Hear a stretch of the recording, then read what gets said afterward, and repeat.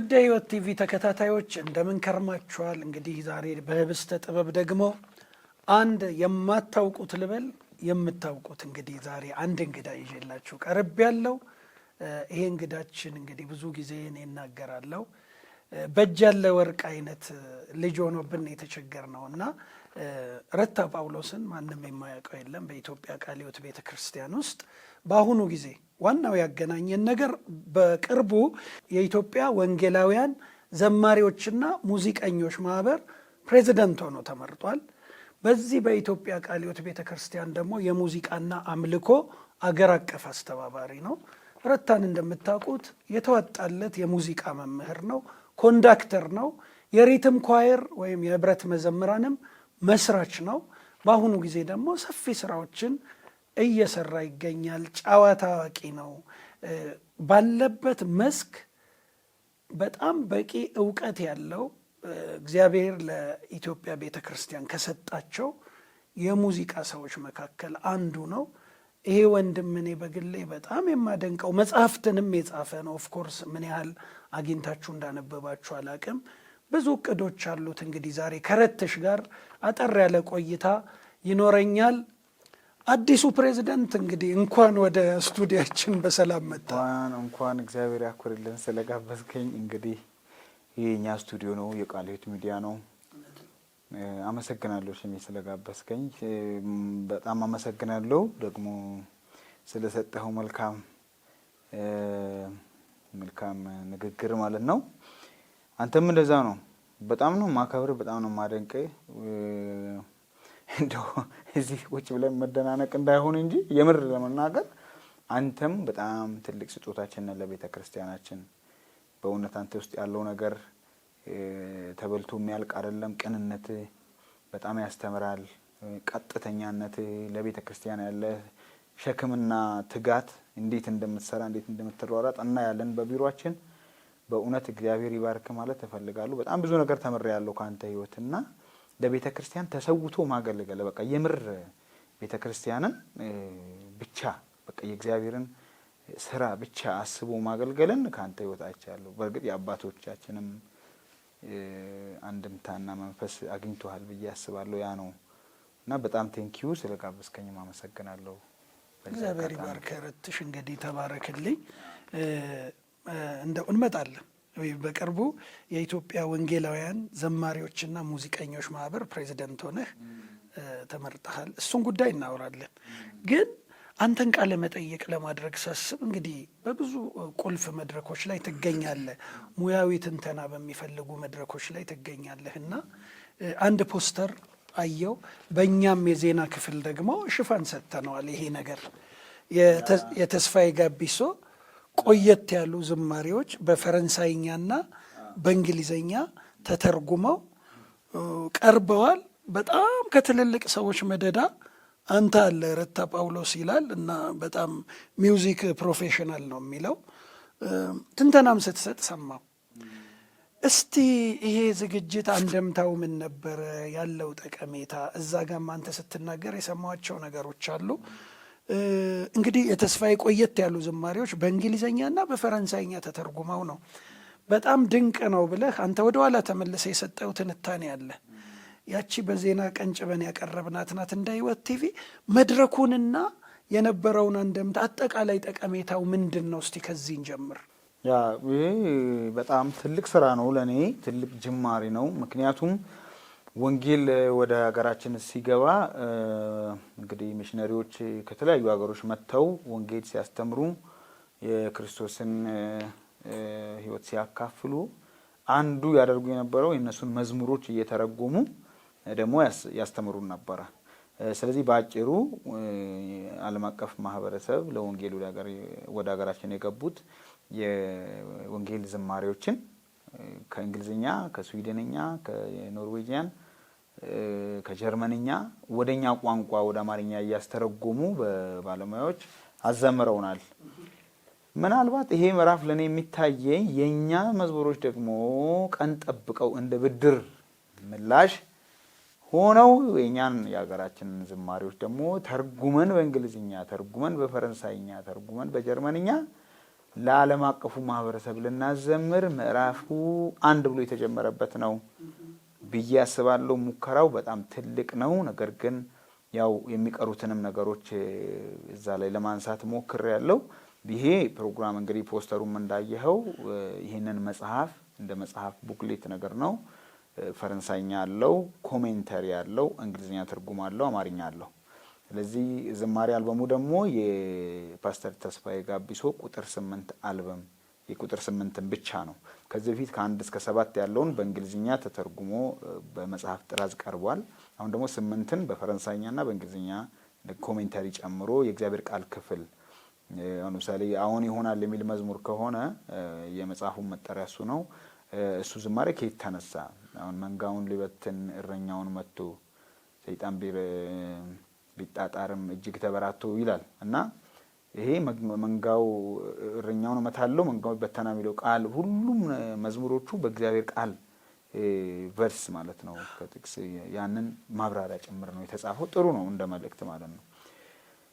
ይሄ ፋይዳው ምንድነው ላልከኝ፣ በጣም እንግዲህ እንዳልኸው አገራችን ብዙ ዘማሪዎች ይዘምራሉ።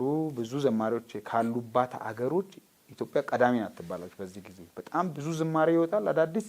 ብዙ ዘማሪ ደግሞ አለ ኢትዮጵያ ውስጥ። ብዙ የዓለም ሀገሮች እየዘመሩ ያሉት አሁን የድሮ አሜዚንግ ግሬስ፣ ዳንሲንግስ ማይ ሶል የድሮዎቹን እንደ አዲስ እያደረጉ የሚዘምሩት አዳዲስ ዝማሪዎች እየወጡ አይደሉም ይባላል በዓለም። ኢትዮጵያ ግን እየወጡ ሳይሆን እየፈለቁ ነው እንደ ምንጭ ማለት ነው። ይሄ የሚገርም ነገር ነው። በመዝሙር ኤሪያ ላይ ያለው ጉለትና የጥራት ችግር እንዳለ ሆኖ ግን ብዛቱ ግን የሚገርም ነው እና ዜማ ደግሞ የሚገራርም ዜማ ይሰራል ኢትዮጵያ ውስጥ ሆነን ለመናገር አንዳንድ ዘማሪዎችን ብንጠቅስ የነሱ የሚሰሯቸው ዜማዎች በእውነት ስታንዳርድ በጣም የሚጠብቁ ናቸው። እነ ዳንኤል አምደ ሚካኤል፣ እነ እንዳለ ወልደ ጊዮርጊስ እና አና ተክሌ በዚህ በወጣቶቹ ያለውን እንኳን ስንመለከት እነ በረከት ተስፋዬ የሚሰሯቸው ዘማሪዎች በጣም የሚገርሙ እየሆኑ እንመለከታለን። በዜማም አንጻር በሚውዚክ ዘውግ አንጻር ማለት ነው። ስለዚህ እነዚህ መዝሙሮች ግን ዓለም አቀፋዊ አንድምታ የሚኖራቸው ተተርጉመው በሙዚቃሊ ሲንግብል ትራንስሌሽን ይባላል። ሲንግብል ትራንስሌሽን ማለት አሁን ይሄኛው ትራንስሌሽን ሲንግብል ትራንስሌሽን አይደለም ማለት ኢትስ ኦል አባውት እንትኑን ስለማግኘት ነው፣ መልእክቱን ማግኘት ነው። ለመዘመር መሞከር ይቻላል እያጠጋጉ፣ ግን ኖታ ስላልተጻፈ ሲንግብል ትራንስሌሽን ነው ማለት አይቻልም። በኦዲዮም አይቻልም። በሚዘመር መልኩ አይደለም ሲንግብል አይደለም፣ ተዘማሪ ትርጉም ማለት ነው። ተዘማሪ ትርጉም ነው መሰራት ያለበት። እሱን እኔ በረታለሁ እንግዲህ እግዚአብሔር በረዳኝ ሙያ መዝሙሮቻቸውን በኖታ ማጻፍ የሚፈልጉ ኮንታክት ያደርጉኝ። በኖታ ተጽፎ ከዛ ደግሞ እያንዳንዱ ኖታ ላይ ቃላት ተጽፎ አተረጓጉማለሁ የራሱ ማለት ነው። ያ ተዘማሪ ትርጉም ይባላል። ለዓለም አቀፍ ማህበረሰብ ስትሄድ ቀጥታ ያንን ቃል በቃል እያነበበ በዛ ቋንቋ ሊዘምረው ይችላል። ኖታውን እያነበበ ማለት ነው። ሙዚቃ የራሷ ቋንቋ አላት። ደስ ይላል በጣም። ሙዚቃ ይጻፋል፣ ይነበባል፣ ይሰማል፣ ይዘመራል አይደለ? አሁን 4 ነገር ይደረጋል። ይጻፋል፣ ይነበባል አይደለ? ይዘመራል፣ ከዛ ደግሞ ይደመጣል። ስለዚህ ሙዚቃን መጻፍ የማይችሉ ያው እጆች ያው የሚውዚካል ኢሊትሬሲ ነው የሚባለው። ሚውዚካል ኢሊትሬሲ ማለት ማይምነት የሚለው ትንሽ ይከብዳል፣ ግን መጻፍ አለመቻል። አሁን ለምሳሌ ፊደል መጻፍ የማይችል ሰው ምንድነው የሚባለው? ማይም አይባልም፣ ግን ያው እንትን እንዳይል ማለት ፊደል ያለየ ሙዚቃም የራሱ ፊደል ስላለው ሙዚቀኞች ፊደል ካለዩ ያው ፊደል ያለየ ሙዚቀኛ ይባላል። ማንበብ የማይችሉ ደግሞ ሙዚካሊ ብላይንድ ይባላል። ያው ሙዚቃዊ አይነ ስውርነት ነው። በጆሮ ብቻ የሚያዳምጡ። የኛ ሀገር ደግሞ አብዛኛው አማተር ስለሆነ ትምህርት ቤትም ብዙ ያልተስፋፋበት ሀገር ስለሆነ ሚውዚካል ብላይንድ ነን እኮ ማለት ነው። ኖታ እናነብ ኖታ ማያነብ ሙዚቃል ብላይንድነስ ነው እንግዲህ እና በጆሮ መስማት የማይችል በጆሮ መለየት የማይችል ደግሞ ያው ሚውዚካል ዲፍነስ ይባላል። የሙዚቃ ድምጾችን መለየት የማይችል ነው፣ ተሰጥኦ የሌለው ማለት ነው። እሱ ምንም ችግር የለም። ሙዚቃዊ መስማት የተሳነው ማለት ነው። ስለዚህ ሙዚቃዊ አይነ ስውርነትም ሙዚቃዊ መስማት የተሳነውም ሁለቱም መሰበር አለበት። ፕሮፌሽናል ሙዚቀኛ ለመሆን በየአጥቢያው ያሉ ሙዚቀኞች መሆን ያለባቸው ማንበብ መጻፍ አይደለም፣ በኖታ ዜማን በኖታ መጻፍ። አሁን ምንድነው ዘመናዊነቱ የዲቫይሶችን ታመጣለህ፣ ትቀዳለህ በስልክ ምናምን፣ ከዛ በመስማት ነው። ከባድ ነው እንደውም በነገራችን ላይ ማንበብ ቀላል ነው ቢለመድ። ለምሳሌ መጽሐፍ ቅዱስ ጥቅስ በቃል መያዝ ነው ወይስ ማንበብ ይቀላል? አዎ በቃል መያዝ ጥሩ ቢሆንም ብዙ ሲሆን ግን ማንበብ ግድ ይላል። እና ሙዚቃም እንደዛ ነው። ብዙ ቨርሶችን በዜማ ኮምፕሊኬትድ ዜማን በቃል መያዝ ሊያስቸግር ይችላል። ሎንግ ታይም ሊፈጅ ይችላል። እኛ ትምህርት ቤት እያለን በቃ ኮምፕሊኬትድ የሆነ በጣም ውስብስብ ዜማዎችን ቀጥታ እናነባለን፣ እያነበብን እንጫወታለን። መለስ እያለን እያየን ምንድነው እዚህ ጋር በትክክል ዜማው የሚለው በተለይ ደስ ይላል። በቃ ዜማ ሲጻፍ አድቫንቴጁ ምንድነው? ምንም አይፎርሽም ዜማው። አንዳንድ ሰው ሰምቶ ማለት ያቅተዋል። ይሄ ግን ኖታው እዛ ቁጭ ስላለ በቃ መረጃ ነው። በቃ ምንም አትቀይረውም ማለት ነው። ልታጭበረብሮ አትችልም። ተጽፏል። በቃ በዛ መሰረት መሄድ ነው። ስለዚህ ይሄ በጣም ትልቅ ምዕራፍ ነው የተጀመረው። በሀገራችን ያሉት ዘማሪዎች መዝሙሮቻቸውን ኢንተርናሽናላይዝ ዓለም አቀፋዊ ይዘት እኔ እዚህ ጋር እኔ የሚገርመኝ ነገር ልንገር። እንደው እግዚአብሔር የዓለም አቀፍ በሮችን ከፈተ የሚል ሰባኪ የትም ሀገር ሲሄድ አነፍንፎ ኢትዮጵያውያንን ነው የሚያገለግል። ኢትዮጵያውያን ከሌሉ ምንም ማድረግ አይችልም። ኢንተርናሽናል ነው ወይ ይሄ? በጀርመን ያለ ኢትዮጵያ፣ በደቡብ አፍሪካ ያለ ኢትዮጵያ ነው እንጂ ያው ሎካል ነው። ቋንቋችንን እስካላሰፋን ድረስ ደቡብ አፍሪካ ሄጂ በዙሉ ቋንቋ እስካልሰበኩኝ ዓለም አቀፍ መሆን አልችልም። ኬንያ ሄጂ በስዋሂሊ ካልሰበኩ ካልዘመርኩ፣ ጀርመን ሄጂ በእንግሊዝኛ በተለያዩ ቋንቋዎች በአውሮፓ አሜሪካ በእንግሊዝኛ ፈረንጆችን ካላገለገልን ኢንተርናሽናል ነው ማለት እንችላለን ወይ? ቸርችም እንደዛ ነው። ዓለም አቀፍ ቤተክርስቲያን ማለት ዓለም አቀፍ ማለት ቢያንስ ዓለም አቀፍ አንድ ቋንቋ መቻል አለበት። ቢያንስ አንድ ዓለም አቀፍ መዝሙር መዘመር መቻል አለበት። ስለዚህ ይህንን ራሱ በጣም ብዙ የሚተችብን ነገር ነው እና የሄድንበት ሁሉ ከአማርኛ ውጪ የሄድንበት ሁሉ ደግሞ ከፔንታቶኒክ ውጪ ከዚህ ከኛ ቅኝት ውጪ ሌላ ቅኝት ለመልመድ ውስጣችንም አይከፈትም። አሁን የዓለም አቀፍ ማህበረሰብ የዜማ ዘውግ አለ። እንደዛ ሲዘመር ኢትዮጵያ ውስጥ እንቅልፉን ነው የሚተኛው ሰው። እንትን አይደለንም። በቃ ዓለም አቀፉን ነገር በሌላ በኩል እንለምዳለን። አሁን ኑሮውን፣ ስልኩን፣ ምኑን ቴክኖሎጂውን ስታይ አዳፕት እናደርጋለን ካለባበስ ጀምሮ ማለት ነው። ተመልከት፣ አንድ ሰው ሱፍ ሲለብስ ይሄ ኢንተርናሽናል አለባበስ ነው። እንደውም እኛ የሀገር ባህል ልብስ አይደለም የምንለብሰው ለስብከታችን ለምናምን አይደለም። ሱፍ እየለበስን ከውጪ ኮፒ እያደረግን ቴክኖሎጂ ኮፒ እያደረግን የዜማ ዘውግ ላይ የቋንቋ ላይ በጣም ትልቅ ቀይ ምልክት አለብን። እንደው አንተ ካልከው በመነሳት ደግሞ የውጩን አምጥተን ኢንተርናላይዝ እናደርገዋለን። ለምሳሌ እንዳልከው ሚስዮናውያኑ የራሳቸውን ዝማሬዎች አምጥተው ለኢትዮጵያውያን እንዲዘምሩ አድርገው ዘመን ተሻጋሪ በጣም ክላሲካል የሆኑ እስካሁን እንዳልከው በርካታ ዝማሬዎች ይዘመራሉ። የኛ ግን በዛ ልክ አልሄደም። የኛ ደግሞ አልሄደም። እንግዳኝ ነኝ ብታይ አሁን እንግዳ ነኝ እኔ ስኖር በዘች አይደለ? ይሄን የአንድ በጣም ታዋቂ በስሙ ተረሳኝ ዘማሪው እና የእንግሊዝኛ መዝሙር ነው መጥቶ ተተርጉሞ ነው። ዜማው ይሄው ነው በእንግሊዘኛ ወይስ እንደዚህ ነው? ዜማውም ራሱ እንደዚህ ነው። ዜማው እንዘምረዋለን እንጂ አናውቀውም። እንዘምረዋለን እንጂ ሶርሱን አናውቀውም። አናውቀውም። አብዛኛው ሲሰብ ኢየሱስ ከፍሎታል ስለኔ ተዋርዶ ኃጢአቴን አጠበው ነጭ እንደ በረዶ ጂሰስ ፔድ ኢት ኦል የሚል የእንግሊዝኛ መዝሙር ነው። በመቶ ቋንቋ ተተርጉሟል። ባይዙ ይሄ ሳይሆን እንትን የሚለው በመቶ የተተረጎመው ሳይለንት ናይት ሆሊ ናይት የሚለው ቅዱስ ሌት የደስታ ሌት የሚለው ለገና የምንዘምረው በመቶ ቋንቋ ማለት ቀላል አይደለም። በመቶ ቋንቋ ተተርጉሟል። አሁን ይሄ ጂሰስ ፔድ ኢት ኦል ራሱ በብዙ ቋንቋ የተተረጎመ ነው። የነ ህንድል መሳህ ሃሌሉያ ኮረስ በብዙ ቋንቋ የተተረጎመ ነው። አሜዚንግ ግሬስ በ50 ቋንቋ የተተረጎመ ነው።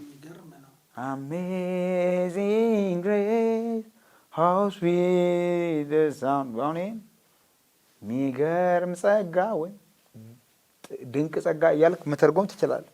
እና በብዙ ቋንቋ የተተረጎሙ በዓለማችን የታወቁ ብዙ መዝሙሮች አሉ። የኢትዮጵያ መዝሙር አንድ ማስታውሰው በእንግሊዝኛ ተርጉመው አይደለም በአማርኛ ነው የዘመሩት መሰለኝ አፍሪካውያን የእናዋ የእንዳልካቸው ሐዋዝ ቅዱስ አምላክ ነህ አንተ ብቻ የሌለህ አቻ የሚለውን አፍሪካውያን የሌለህ አቻ እያሉ በአማርኛ ነው የዘመሩት የተኮላተፉ እንጂ በእንግሊዝኛ ተርጉሞት አይደለም። ሶረትሽ አሁን ከዚህ ምንድነው የምንረዳው? ዓለም ቀድሞ ከ100 እና ከ90 ዓመታት በፊት ወተጀመረው ትራክ እኛ ልንገባ ነው ማለት ነው አሁን እና ትልቅ ጅማሬ ነው የኛን ምንድነው በኢምፖርት ነው የቆየ ነው እንደው በኢኮኖሚ ቋንቋ እናርገው አሁን ኤክስፖርት ልናረግ ነው። አዎ እንደዛ ምዕራፍ የሚከፍት ነው፣ ግን ብዙ ስራ ይጠይቃል። ይሄ ገና መጀመሪያ ነው። ሲንግብል መሆን አለበት። ተዘማሪ ትራንስሌሽን ያልከው ምልክቶቹ መጻፍ አለበት፣ ምልክቶቹ በኖታ መጻፍ አለበት። ከዛ እየዘመርን ደግሞ እኛ ደግሞ ቋንቋውን እየዘመርን ነው። ሁሉ እንግሊዝኛ ስንሞክር ያው የአሜሪካን አክሰንት ካልተናገርክ ያስገድዳሉ ማለት የሆነ ኮምፕሌክስ አለ። አፍሪካ ናይጄሪያ ብትሄድ እንዴት ነው የሚያወራው እንግሊዝኛ? በአሜሪካን አክሰንት ነው መስማት እስከማትችል። እንደውም እኔ ይገርመኛል ወደ አፍሪካ ሀገሮች ሲሄድ በቃ መስማት እያሉ አንድ ጊዜ ዶርም ውስጥ ሆነን ዛምቢያዊ ነው እሱ እኔ ዚምባብዌ ነበርኩኝ። ዚምባብዌ ሆነን አንድ ዶርም ነን ዛምቢያዊ ነውና is it your bag ነው የሚለኝ ለካ is it your bag ይለኛል። big what is big መለመን ነው it's the bag ሚለውን bag ነው የሚለውና መስማት አቅቶኝ ጽፎልኝ ነው BAG ብሎ ስፔል አረጋለሁ። ማዘር ለማለት ሞዳ go whatever your name ሲሉ whatever your name is ለማለት whatever ላላ አርጋው አይረግጡ water ለማለት water አይደለ እንሱ ወታ ሲሉ ወታ ምንድነው? እንደ ኢትዮጵያውያን ለምን አናወራም እንግሊዝኛ ነው? የግድ አሜሪካን አክሰንት ማለት ኢንተርናሽናሊ ቋንቋው ሁሉም ጋር ያለ ስለሆነ ህንዱ አሁን ህንዶች እንግሊዝኛ ሲናገሩ አስተማሪን አስታውሳለሁ እንዴት እንደሚያወሩ እንግዲህ ከብሪቲሽ ነው እንትን ያሉት ግን የራሳቸው የህንድ እንግሊዝኛ አነጋገር አለ። አሁን you can draw a line from center O to A ለማለት you can draw a line from center O to center A አሁን ህንድኛ ሎካላይዝ አድርገው የራሳቸውን አገርኛ ዘይሰጠውት በዛ በነጻነት አበሻ ግን እንግሊዝኛ ይሸማቀቃል እንደዚህ ለማውራት የግድ ልክ አሜሪካን አክሰንት ብሎ አልችልም። እኔ ራሴ አሁን ሃይ ስኩል እንኳን እንግሊዝኛ ለመናገር ስንሞክር ያው ስለምንፎገር ገብቷል። ይሄ ምን ኩራት ምናምን ይመስላቸዋል ሰው በቃ እሱ ነገር ብዙ። ስለዚህ ያው አሁን እንግሊዝኛ ጎበዝ አይደለንም በቃ ግን እኔ በምንችለው አቅም እንደ አበሻም ቢሆን ብናወራ ለምን አበሻ በኢትዮጵያዊ መነቀፍ የለብንም። በገባለት ህንዱ እንዴት ነው የሚያወራው? ፓኪስታኑ እንዴት ነው የሚያወራው? አረብ እንዴት ነው የሚያወራው? እንግሊዝኛ አፍሪካዊ እንዴት ነው የሚያወራው? ኢትዮጵያዊ ደግሞ እንደፈለገ ያወራ በቃ የመጣውን ነገር አውዳዊ አድርጎ እንትን ማድረግ ይችላልና በጣም ትልቅ ነገር ነው። እንግዲህ ዞሮ አሜሪካን አክሰንትን ለመቃወም አይደለም። አሜሪካን አክሰንት እንግሊዝ አክሰንት ይለመድ እንደዛ ከሆነ ቤስት ነው። ግን ያን እየጠበቅን ብቻ እንግሊዝኛ ዋናው ምንጩ ስለሆነ ኢንዲጂነስ ነው። ግን የግድ በእነሱ መንገድ መገለጥ አይደለም። እንደገና ደግሞ ለመተርጎም የሞከሩ በጣም ያስቁ አሉ። አሁን ተመልካቾቻችንም ትንሽ ፈገግ ሊሉ ይችላሉ።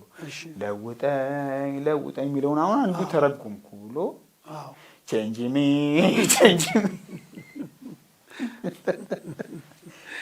እሺ እንግዲህ እንትን ይፈልጋል መዝሙሩ እንግሊዝኛ ሲሆን የኛ አገር ቅላጼ ምናምን በጣም በነገራችን ላይ አይቻልም አይደለም ስትሬንጅ ይሆናል አዲስ ስለሚሆንብን በቃ እንደዚህ አንዱም እንደዚህ በችክችካ እንግሊዝኛ ለመዘመር ሞክሯል።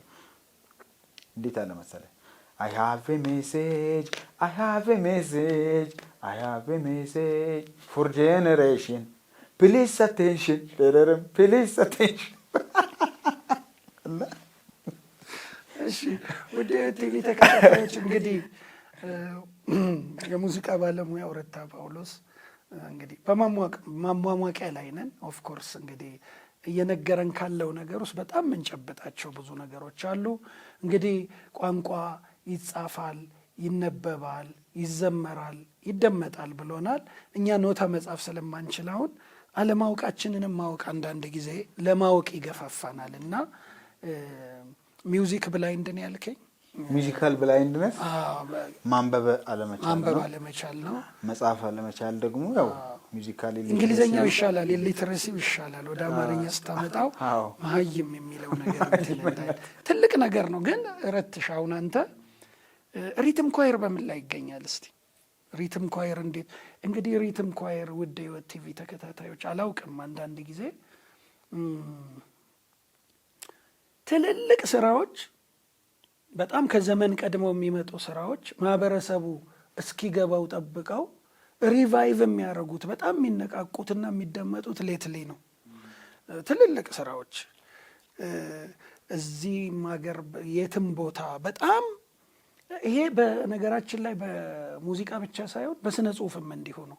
ጸሐፊዎቹ ከሞቱ በኋላ እጅግ የተቸበቸቡ መጽሐፍት በሊትሬቸር በስነ ጽሁፍ ታሪክ ተመሳሳይና እኔ አንዳንድ ጊዜ ቁጭ ብዬ ሳስብ ትገርሙኛላችሁ። እኛ አጠገብ ነው የምታጠኑት። እንግዲህ የሪትም ኳየር በ4 እና በ5 ድምጾች የሚዘምር ኢትዮጵያ ውስጥ እንደዛ አይነት ቴክኒካሊ ሪች የሆነ የሙዚቃ ሳይንስ ገብቶት የሚዘምር የህብረት መዘምራን በዛ ደረጃ መጥቀስ ይከብደኛል። በጣም የምንባረግባቸው አገር በቀል እጅግ ተወዳጅ የሆኑ ህይወታችንን የለወጡ ብዙ ኳየሮች አሉ። ይሄኛው ግን አመጣጡ ይለያል እና ያመጣጡን ያህል እኔ ሪትም ኳየር አልተደመጠም ነው የምለው። ብሔራዊ ቲያትር ገብቷል። ያለ እኔ ትንሽ መድረክ ነው።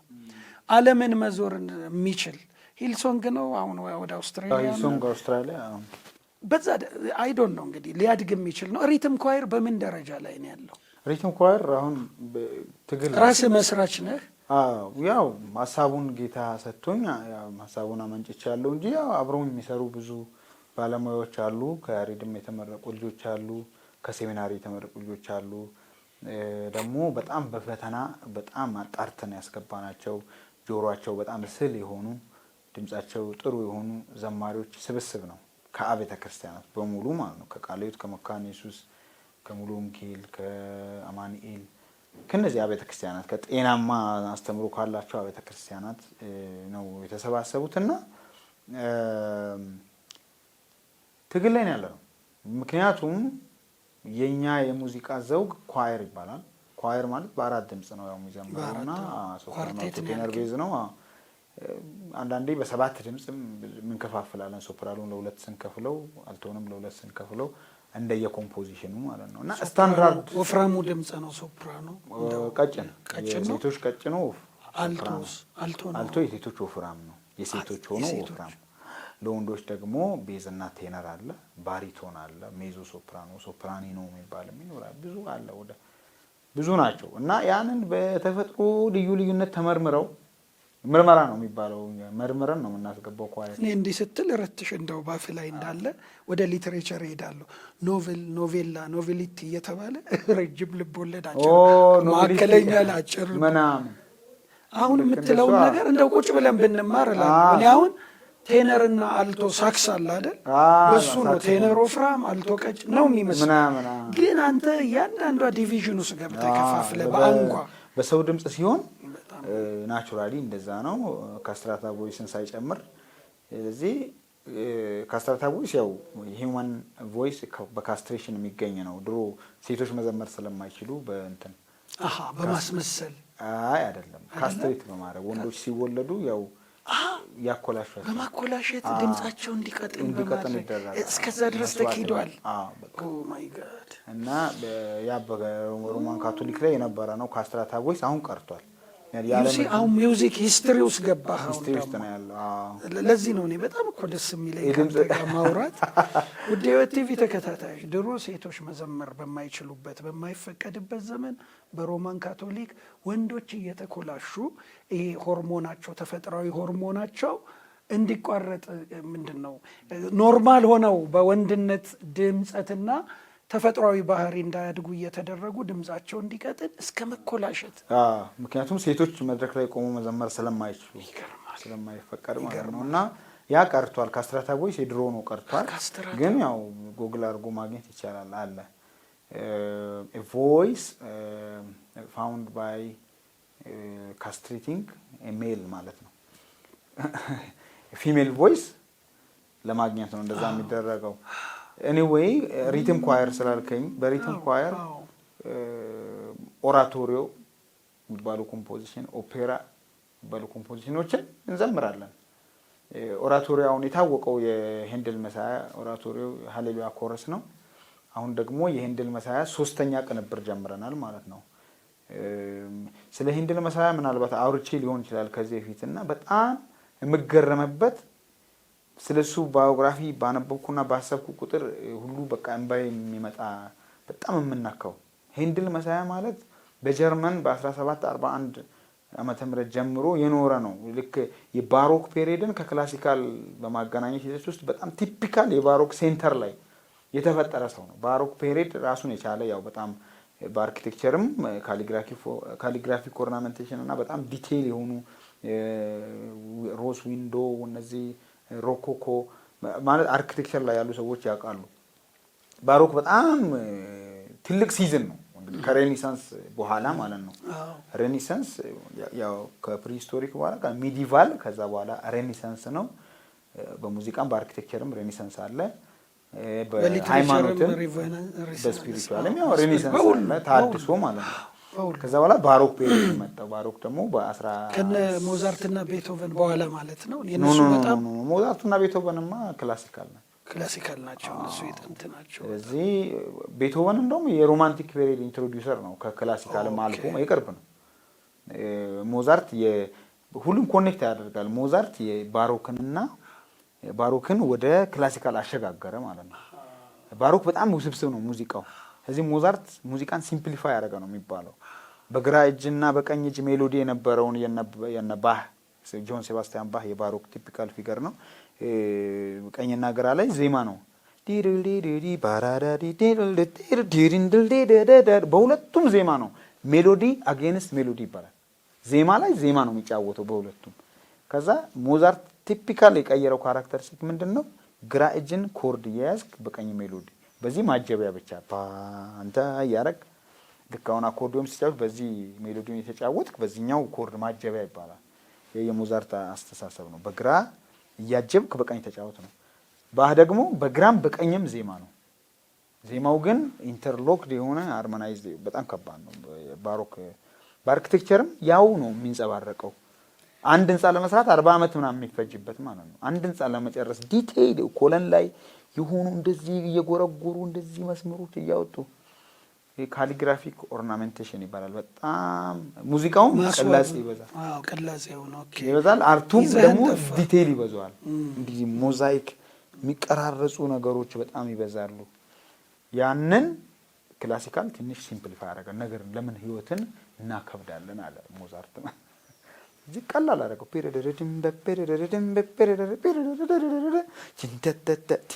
ነው የሚያደርገው በዚህ እንጂ አሁን ባህ የንን ቢጫወት ነው የሚያደርገው የባህ እዚህም ዜማ ነው የሚፈጥረው። ሞዛርት ግን አድርጎ በኮርድ ያጀባል። እችኛዋን ይለቅማታል። የእሱ ዜማ ነው። ተርኪሽ ኮርድና ሜሎዲ ነው የሚባለው። አጀቢያው ኮርድ ሜሎዲ ወይም ደግሞ ሃርመኒ በዚህ ሜሎዲ በዚህ ማለት ነው። ብቻ ምን ልል ፈልጌ ነው ሄንድል መሳያ ማለት ሃሌሉያ ኮረስን የደረሰው 24 ቀን አንድ ክፍል ውስጥ ሳይወጣ በር ዘግቶ 24 ቀን ምግብ እየገባለት እንደ በቃ ተከፍቶ ብቻ ምግብ ይበላል፣ ይወሰዳል፣ አይወጣም። ምን እንደነካው አላውቅም። ከዛ በኋላ ሙሉ መሳያ መሲሁ የሚል ትልቅ ኮምፖዚሽን ማለት ረጅም ኮምፖዚሽን ማለት ነው። ማለት ክፍል ያለው በሲምፎኒ በኳየር ነው እሱ ድርሰቱን መጀመሪያ የሰራው። ከዛ በኋላ ግን በሙሉ ሲምፎኒ ከባድ ነው። እንዴት አድርጎ እንደጻፈ ራሱ ይገርማል። እሱ ዋና መዝሙሩን ነው የጻፈው ከነ ቴክስቱ። ምንድነው መሲሁ ማለት? የክርስቶስ ኢየሱስ መወለድ፣ ከዛ መሞትና መቀበር፣ ከዛ ትንሳኤው፣ ከዛ ደግሞ ዳግመ ምጽአቱን ጨምሮ ነው። አሁን የመጀመሪያ ሃሌሉያ ሃሌሉያ አሁን እሱ and he shall reign forever and ever እሱ ለዘላለም ይነግሳል አይደል? በምድርም ላይ ለዘላለም ይነግሳል የሚለው የዚህ ዓለም መንግስት የክርስቶስ ሆነች የሚለው አለ አይደል? የራእይ ላይ ያለው እሱን ሲዝን ነው አሁን ሃሌሉያ ኮረስ የሚያመለክተው። ኢየሱስ መጥቶ በምድር ላይ ይነግሳል አይደል? ሺህ ዓመት ከሱ ጋር ይነግሳል የሚለው ትልቅ ቴዎሎጂ ነው። እንደገና ደግሞ እናንተ መኳንንቶች ደጆቹን ክፈቱ የሚል አለ። ሊፍት አፕ ዩር ሄድስ የሚለው የክብር ንጉስ ይግባ ምናምን።